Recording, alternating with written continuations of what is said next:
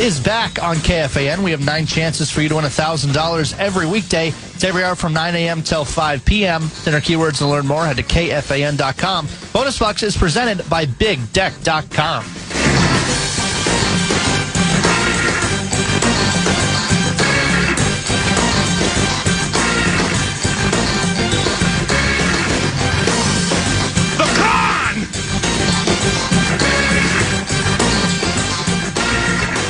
Final hour, Nordoin for PA on a Wednesday.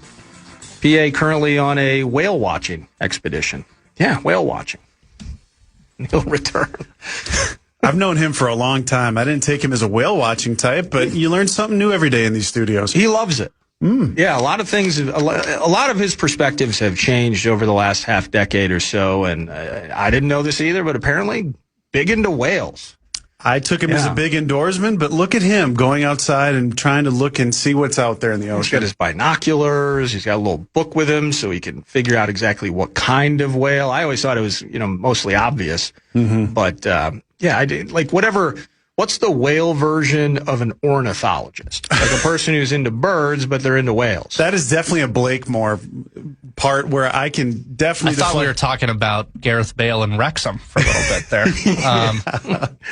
But Ryan Burns is in studio. He's my guest. You can find him via GopherIllustrated.com. And, of course, Ryan Burns, MN, via X. And it's just kind of a countdown. I was mentioning off air, part of the impetus for getting in touch with you is PA and we're going to be at Gophers practice next week. I think it's next Wednesday.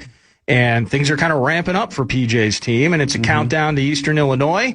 And so I just needed to get a midsummer catch-up so that I'm ready to write bullets. I mean, I'm ready to have the show next week at the practice facility. But camp officially starts when?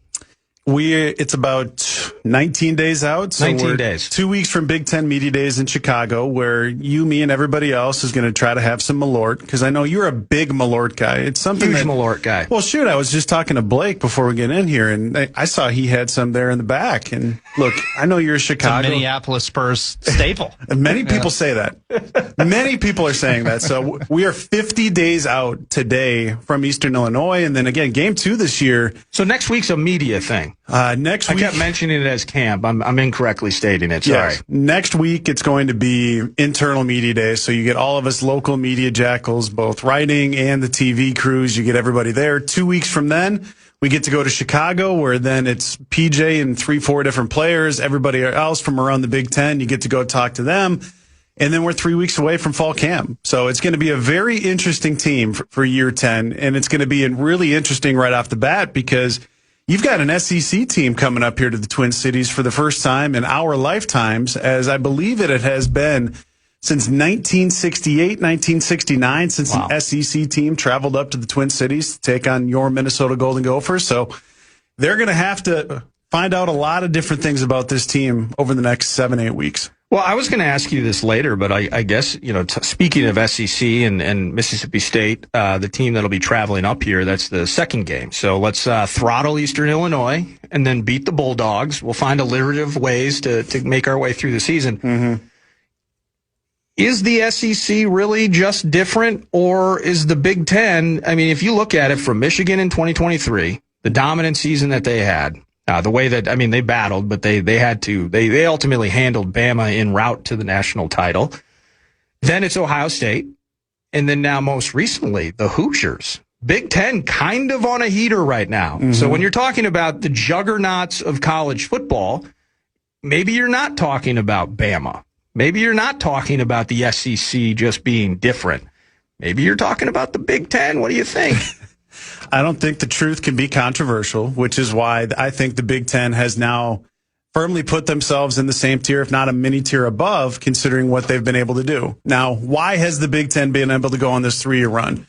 I think the transfer portal's got a huge part to do with it, where historically, which is why you now see Nick Saban in Congress trying to campaign for different rules, is because Nick Saban is trying to get it to the way it used to be, which was Bama's third stringers were these 4- and 5-star kids that were riding the bench. And now with the transfer portal and some different other rules, they don't have to they're not able to hoard all the talent down there in the southeast part of the country, and more is trickling up here to the Midwest. And so that's, again, for all the things that are wrong with the transfer portal, and let me tell you, as someone who lives, breathes, and reports on it seemingly 365 days a year, we could do an entire hour on the different nuances of what we've learned since its introduction, where every kid can go. It's kind of year by year at this point.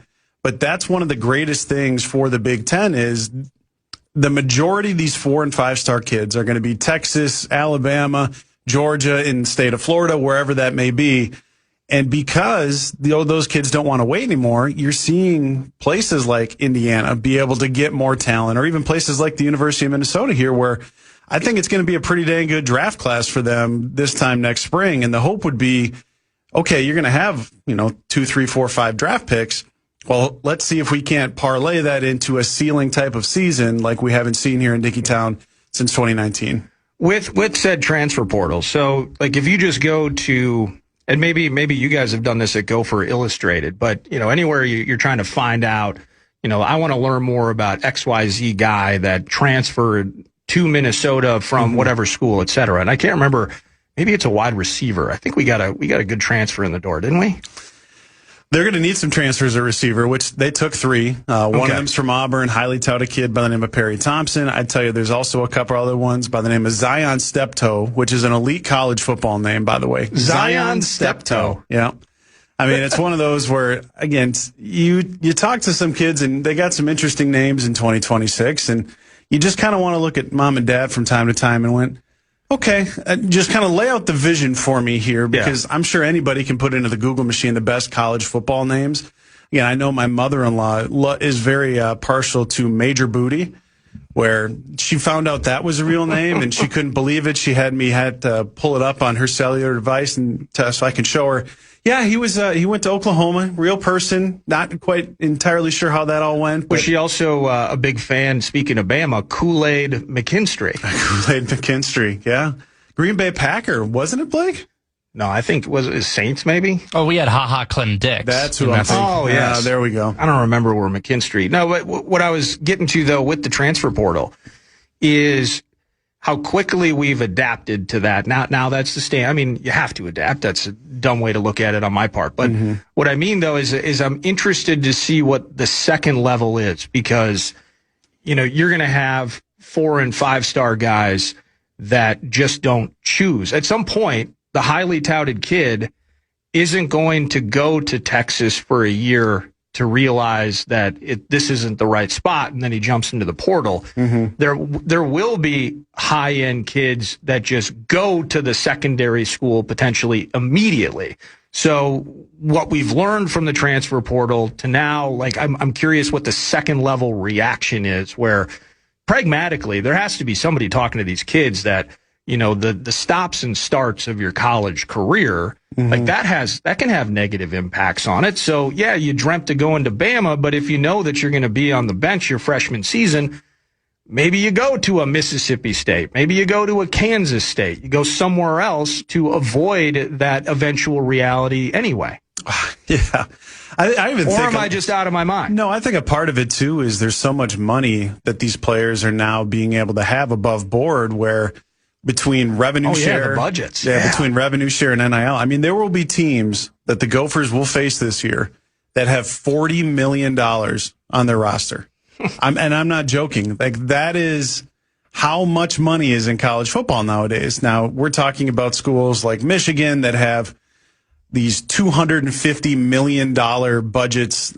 Just the amount of revenue that they generate is exorbitant. And that means they also have a lot of donors that can do a lot of different things. So it's just very interesting to now even see it trickle down to high school recruiting, which is what you're getting at, where I know kids that visited the University of Minnesota back in June for what the Gophers call their Summer Splash official visit weekends. Now, they didn't ultimately end up giving their verbal commitment to the University of Minnesota, but you hear through the agents or different general managers that, oh, this kid's going to this ACC school and he's going to make $600,000 in year one, where he's probably going to ride the bench.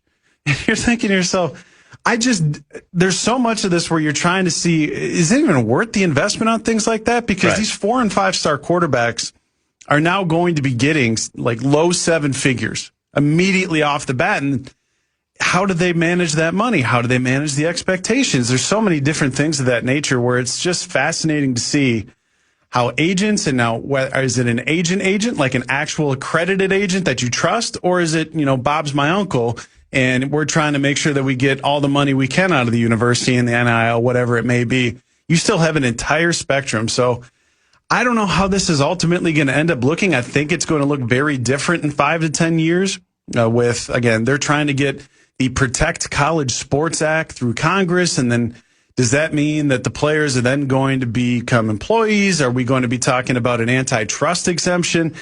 This thing's going to look a lot different in my mind from the people I've talked to that are way above me in the pay grade, whether at universities or NILs, like whatever it may be. In 5 to 10 years, this thing's going to continue to change. The text line, 64686, really do appreciate it. And an important bit of Kyle and Isanti, it's an important thing to note. If you'd like to know more about Major Booty as a player, don't just type Major Booty into the search line. Or if you do, make sure you have safe search on, because for those of you listening in your cubicles or wherever it may be, I don't want any HR complaints to come in here to the studios here in St. Louis Park. Like Major Booty stats. Correct. Yeah. Major Booty football. So just kind of extend that out a bit. Major Booty compilation. What? No. I don't know about that one. The highlights. Well, let's, again, be specific. It would be yes. Football highlights. Again, just a tip. Thank you to Kyle in that regard. So NIL and transfer portal and all of those things. Let's just use that as a gear turn to our favorite football team. What do we love about what PJ's done in terms of this next crop that maybe we're going to get to see a lot of here in 2026? Yeah, I mean, we talk about rev share and we talk about NIL, and again, that's where these players are able to now draw from the university, say $14 million. And that's where they can then pay the players. So you can keep guys like Anthony Smith, who's got a chance to go down, at least statistically, as the best defensive lineman in Gopher football history. Now, I'm not comparing him to, I know the names that a lot of the previous Gophers have come through, but I'm just saying that he is very much within reach to become the all-time sacks and tackles for loss guy, one of the most powerful defensive linemen that you're going to watch in the Big Ten.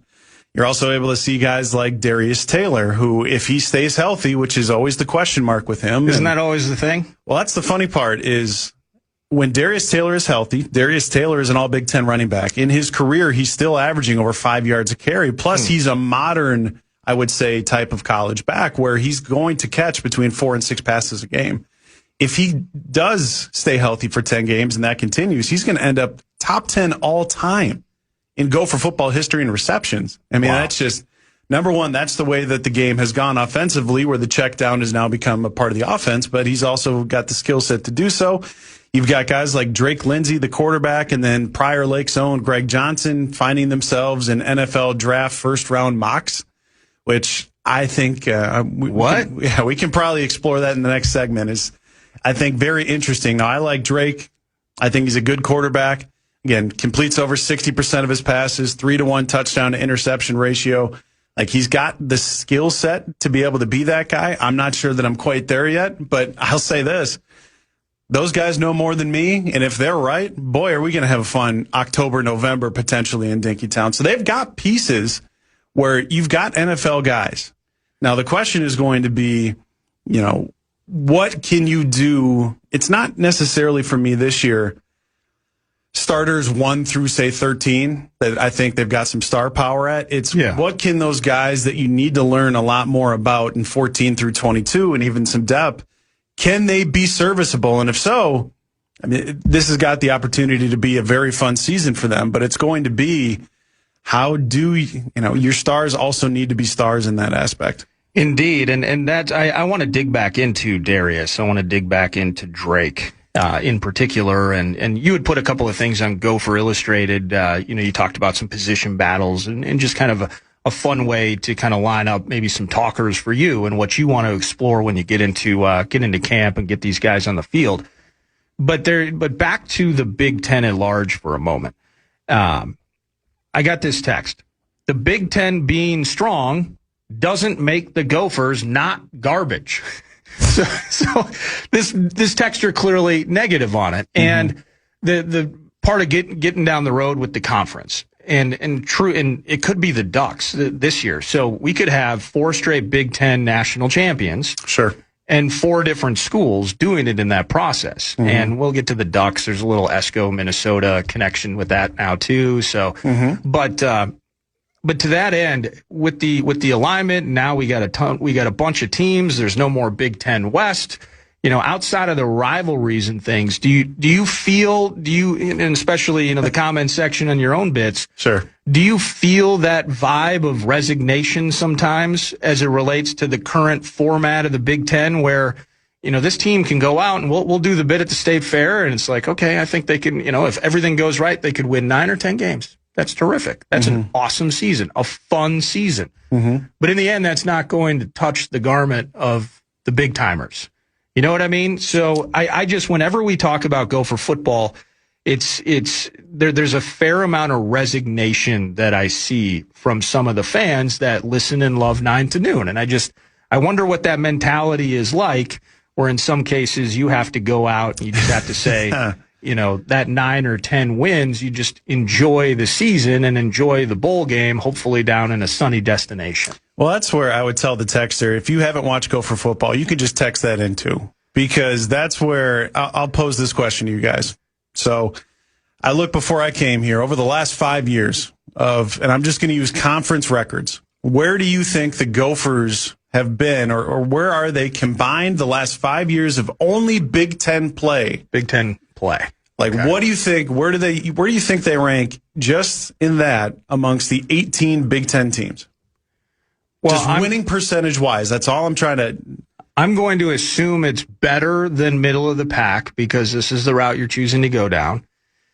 I'll say 7th. Blakemore? I'll go 10. They are 7th. So they're, I think, 3 or 4 games. Yeah, look at you, Mr. Elite College Football. Mind yourself, Eric Nordquist. Yeah.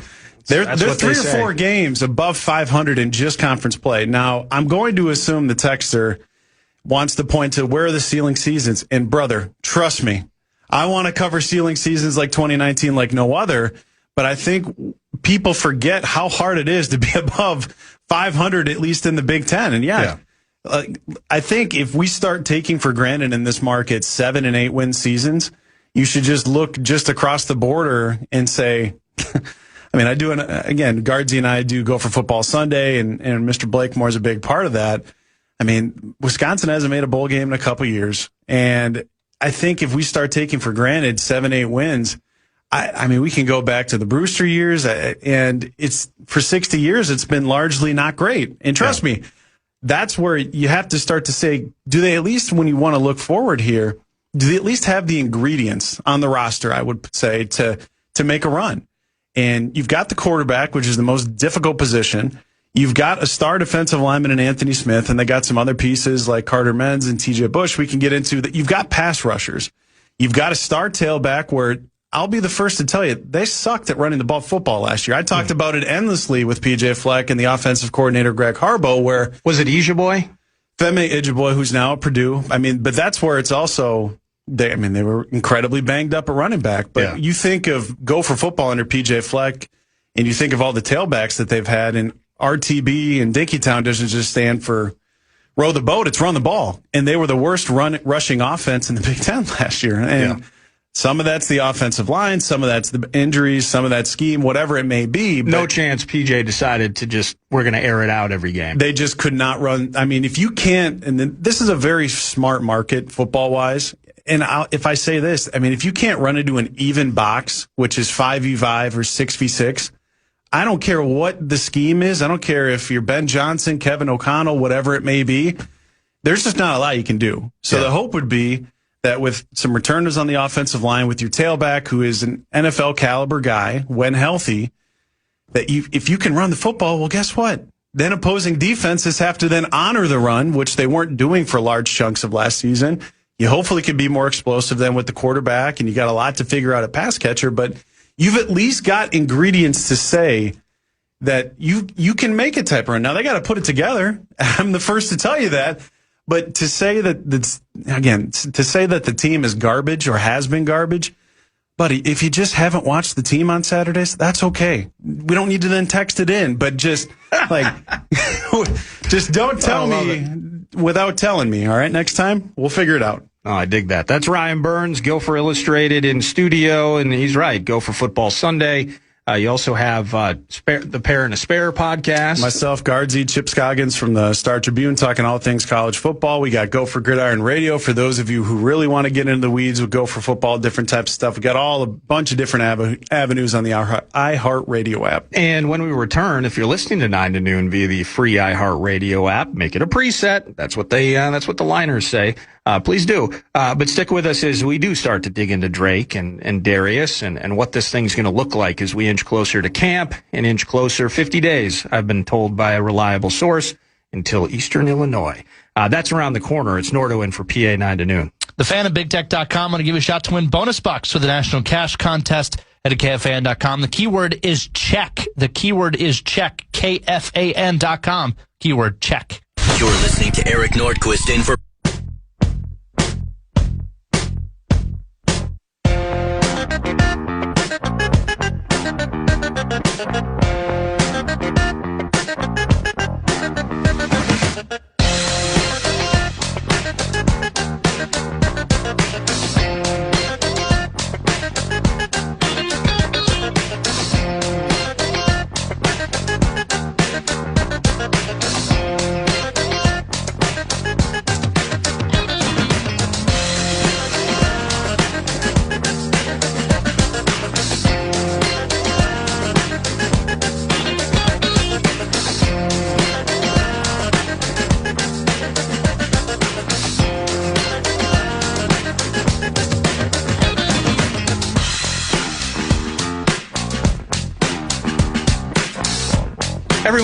Everyone's cool with Drake again, right?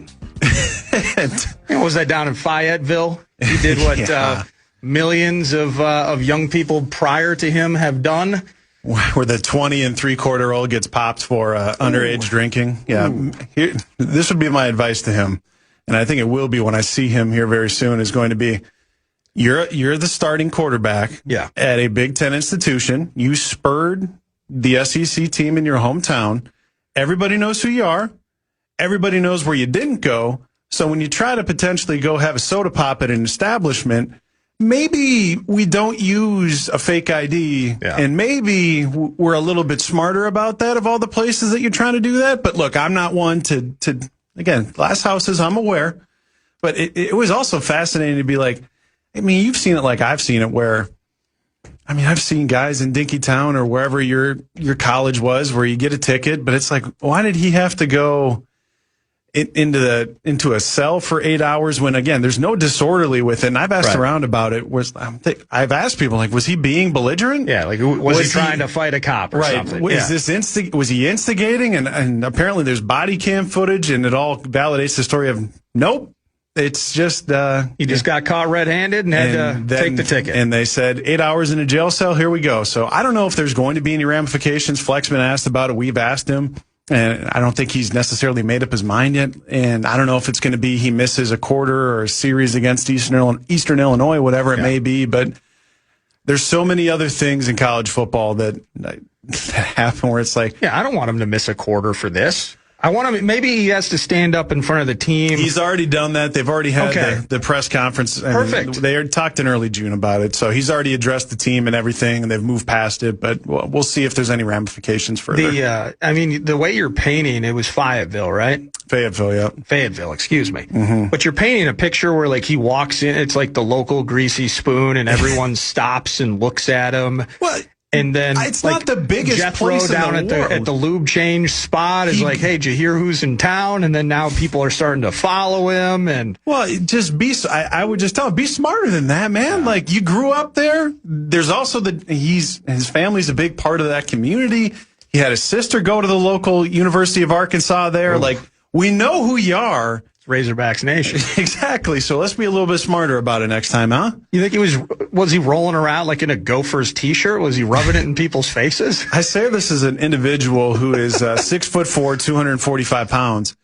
Drake's easily got an inch on me. It's not tough to know who Drake Lindsay is, especially when he wins the state title in your town just a couple of years ago for the local high school team. You know who he is. I mean, it's hard to miss him. If he was maybe 5'9", 5'10", sure. But the 6'5", 6'6" quarterback, it's not tough to miss. Now up here though, he probably doesn't get a ticket. I don't want to open that vein with local law enforcement. How about him on the field though? You know, the idea, and it's all projections. Sure. The idea that now, you know, he can use last season and some productivity that was, you know, you appreciate it, but does it scream first rounder? No, as you were talking about last segment. How does he get better? What is the next step for Drake? Yeah, something we've been talking about with him quite a bit is where were the biggest areas he at least thought, or the coaching staff thought, that he had to get better. Number one was physically, where this is one of the good things about, I would say, guys like him starting to make a little bit more money. He's hired a private chef, and he's learning how to cook, and he's given up some of maybe his favorite greasy haunts to try and be able to navigate around the pocket a little bit more. I'm never going to tell you that he's going to be the next reincarnation of pick your favorite mobile quarterback of yesteryear, whether that's in the purple and gold or the maroon and gold. Say your favorite guy, CFL legend Chris Streveler, who is, I think, a Winnipeg Blue Bomber legend up there for what he did. But you're never going to see Drake Lindsay win many foot races. Now, he did against Michigan State to make the pylon, but he knows that he needs to get at least the physical ability to navigate the pocket a little bit better, maybe be able to take the ball a couple of times on an RPO just to, again, 2 for 12 isn't going to look great on the stat sheet, but if those two are 3rd and 4 and you got 6 yards each time to keep the defense honest, there's a big part of that. But it's also the mental aspect, which is why if you read these NFL draft nicks and they've gone through the tape, they know in Minnesota's offense under Greg Harbaugh, they put a lot on the quarterback. He's the one making the checks at the line of scrimmage. He's the one trying to get them in the correct run fit. And that's, I think, also part of last year's run game issues is you're asking a freshman to get you into the right fit. Now, I think a lot of people would say, well, why isn't the center doing that? Well, they've had a revolving door at center since John Michael Schmitz left them in 2022 to go to the New York Football Giants in the 2nd round. So now you've got a returning center, you've got a returning quarterback. But for Drake, it's also trying to figure out ways to get this offense to be more explosive because a lot of his passes were closer to the line of scrimmage because, 1, Minnesota struggled in pass protection. 2, their pass catchers struggled to make 50-50 ball catches. It was more 35-65. But that's where I'll continue to come back to. If you can just find a run game where you can get yourself, number 1, into 2nd and 6, 3rd and 2, where that play sheet can get a lot longer for the offensive coordinator and there can be more possibilities. But if you just don't have that play that derails you to 2nd and 12 or 3rd and 9, and the opposing defensive coordinator can just pin back his ears and send these creatures at you, if they can find a run game, I think it'll help Drake Lindsay maybe more than anyone because then the offense, he can show off that arm of his that has some people all hot and bothered. Again, I think we're very much a year away from that potentially becoming the case where I know there's probably some people listening saying, well, Ryan, when are we getting the national title? When's the banner being hung, man? I'm all ready to go. I got the maroon and gold color Kool-Aid glasses on. We're ready to go.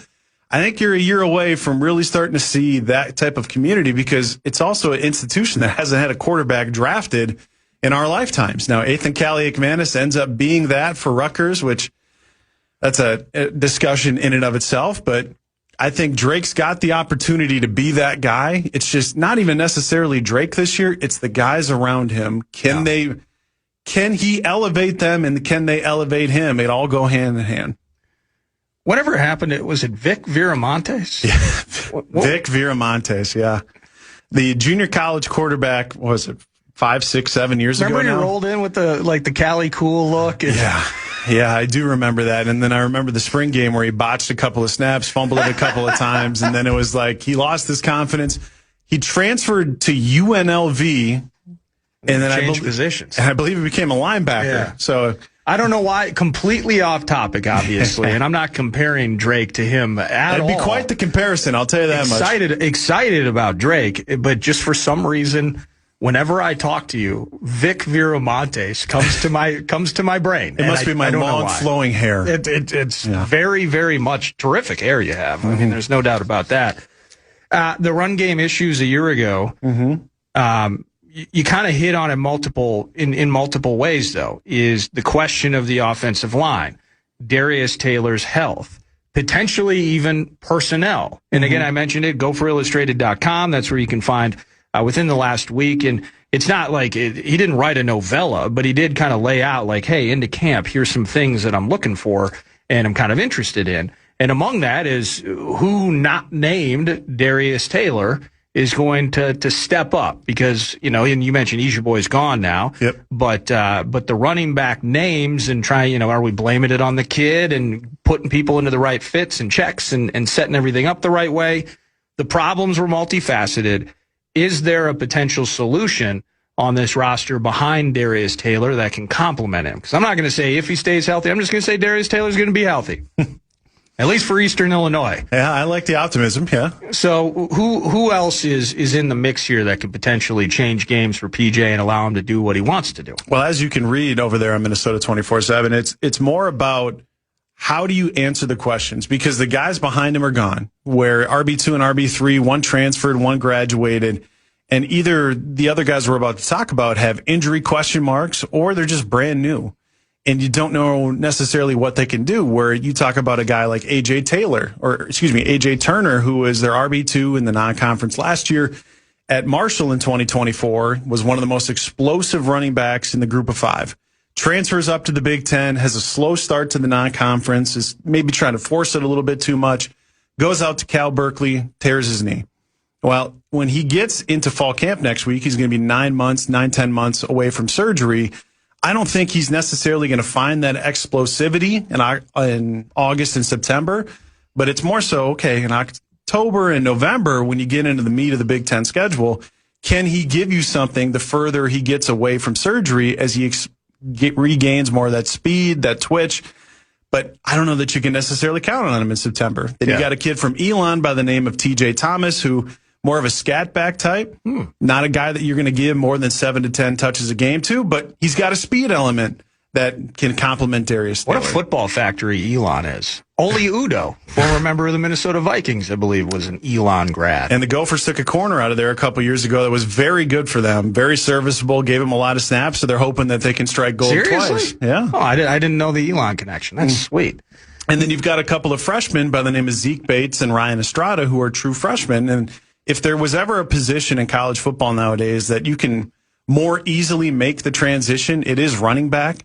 Because more times than not, you don't have to have a guy like, say, Andrew Trout from Ricori, who needs to add, 12, 24 months of strength because you're an offensive lineman and you're going against grown men instead of 16, 17-year-olds. With running back, you already got the physical stature. It's just how quickly does the game slow down for you? So you got Bates, who's more of a north-south guy. Estrada, who played 5-6A Texas football, was one of the most explosive backs down in Texas last year. That's what I was scrambling. Estrada, I think he was a high-ender at El Paso, right? Correct. In El Paso. Yeah, Aaron Jones. El Dorado. Yeah, yes. Aaron Jones connection. I know those two know each other. So, he's a very explosive back, but he just got here in June. So how quickly can he acclimate to the speed of the Big Ten compared to what he played at in high school?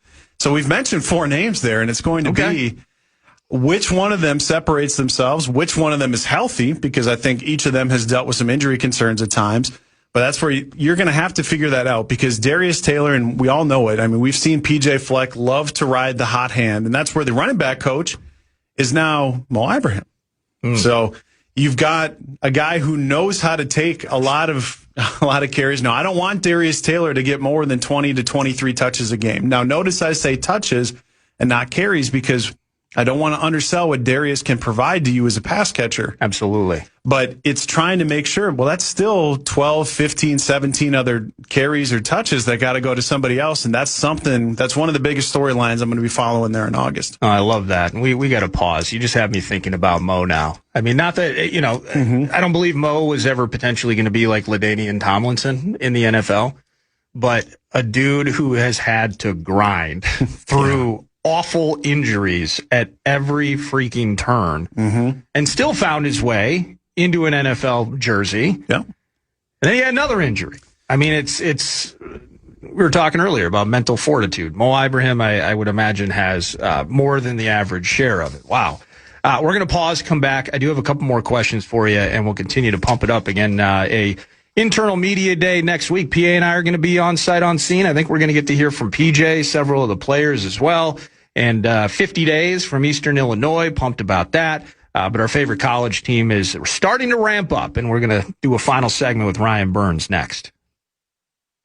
You're listening to Nordo in for PA on the Fan welcomes back some great shows to Mystic Lake Amphitheater. The Black Crows will be there July 28th, Chris Stapleton July 30th and 31st, and Foreigner and Leonard Skinner August 16th. Get complete details on all of our upcoming shows on the concert page, KFAN.com, keyword calendar. Final segment, 9 to noon, typically the post game, which is brought to you by Owl Roofing. Thanks to our buddies at Owl Roofing. But in this particular case, hopefully we're talking about a lot of post games this upcoming Gophers season that include W's in relation to the maroon and gold. And Ryan Burns in studio. It's not bow hunting season. It's optimistic construction of the dream season. As you know, some texters, is this guy out of his mind here? When's PJ going to be on the hot seat? Fire everybody. You know, it's just, again, the way I was talking to a guy earlier, the almost cultural pessimism that England have about their soccer club, right? Mm-hmm. Their soccer team hasn't won a World Cup. It's 60 years, 1966. I'm a 1992 kid. You want to talk to me about Minnesota sports pessimism? See, there you go. My favorite, the only team I get to be a fan of in my mind is the Minnesota Twins. Like, do you understand what that's been like? Correct. Yeah, like, trust me, I'm well aware. We're all on this roller coaster together. Yeah. What do you think about how do we replace Coy? Is that an A topic for this team? Because the first year was good. Then we tried to maybe do, you know, in my uneducated opinion, I think maybe we tried to do too much with Coy a year ago. I think both sides would tell you now, with the benefit of hindsight, which is always 20/20, that I think both sides tried to do a little bit too much, which is why when we went to Vegas last year for Big Ten Media Days, you're listening to PJ talk about how they want to do offense, defense, special teams with him. We're talking to Coy about it. He's excited about it. And then it kind of comes to a head where it starts in the first road game when you go out to Cal Berkeley and Coy attempts to field a punt within the 10-yard line in a 3-point game late in the third quarter. Don't do it. And it hits him in the shin and doesn't recover. Cal scores on the next play. Game turns on his head. And for the first time in Coy Parrich's life, he fails. Yeah. Which I think that's one of the things that people forget when these college athletes are now making exorbitant amounts of money compared to us here in everyday life. It's many of them haven't failed before. And that was for the first time in his life, at least athletically, where I think he failed. And he took that, and I think it was hard for him, and they took him off of offense. They took him off of special teams for a couple of weeks. And I think maybe he was pressing a little bit too much, and that's where he ends up not having the season that he wanted, that Minnesota wanted, where he ends up missing the most amount of tackles of any Power 2 safety last year. And now, he made a lot of tackles, made a lot of good plays. I'm not trying to throw water on what he did, but it wasn't the season that anybody thought, and that's where he elects to hit the portal, ends up chasing Texas Tech or Oregon, and that's where for Coy out at Oregon this year, he's going to get to play behind arguably the best defensive line in college football, which is what Oregon has. And he's going to get to go play, if we keep with the baseball references here, he gets to go be Kirby Puckett or Byron Buxton and go play center field, which if you ask Coy Parrish to just go read somebody's eyes and go play center field, he can go win a Gold Glove and he can be among the Big Ten interception leaders. But that's where, for me, Coy Parrish this year, I want to see how he tackles, because that was part of the issue where he had a 22% missed tackle percentage. And if you look at who was drafted in the first round last year for safeties, they weren't above 10% in missed tackles. So if he wants to be the player that he's capable of being, that's where he's got to shore it up. But that's where also you've still got some talented players in the secondary, including Kerry Brown, who was the better safety between the two of them last year, who turned down some high-profile SEC schools in the transfer portal back in January to stay here at Minnesota. Now, he's compensated accordingly. I'm not going to tell you he took the hometown discount here. But it's also going to be, for safety play, I would tell you, especially at the college level, so much of it is just do your job and keep the ball in front of you. Now, again, if you're just sitting back, I'm not going to pretend to be Alec Lewis and break down cover 2 versus cover 3 here. But if you just do your job, the ball's normally going to just be able to come to you. And if you've got the pass rushers in front of you, like you do in Anthony Smith, Carter Menz, TJ Bush, hopefully you can get an errant throw, a deflection, and that's where you can be there. But I think